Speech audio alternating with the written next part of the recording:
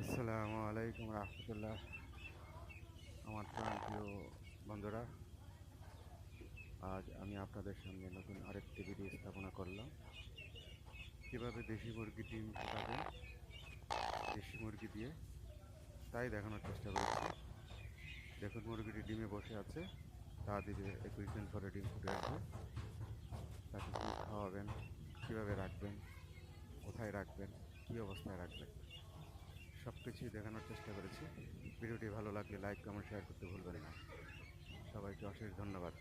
সবাই ভালো থাকবেন, সুন্দর থাকবেন, সুস্বাস্থ্য থাকবেন। আল্লাহ হাফেজ।